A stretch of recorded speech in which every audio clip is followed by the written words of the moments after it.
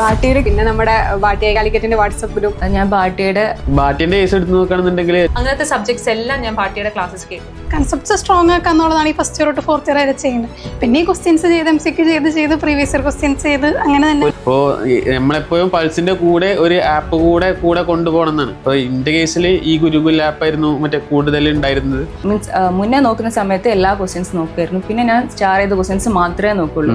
Last റൗണ്ടൊക്കെ വരുന്ന സമയത്ത് നമുക്ക് 3-4 സ്റ്റാർ വരുന്ന ക്വസ്റ്റ്യൻ മാത്രം മതി. ഇനിഷ്യലി ഒരു 100 MCQs ഒക്കെ ചെയ്തിരുന്നുള്ളൂ. പക്ഷേ ലാസ്റ്റ് ഒരു എക്സാമിനോട് അടുത്ത് വരുമ്പം ഞാൻ ഫുള്ളി MCQസിലായിരുന്നു. ഒരു 1600 ഒക്കെ ചെയ്ത ദിവസങ്ങളുണ്ട് MCQs.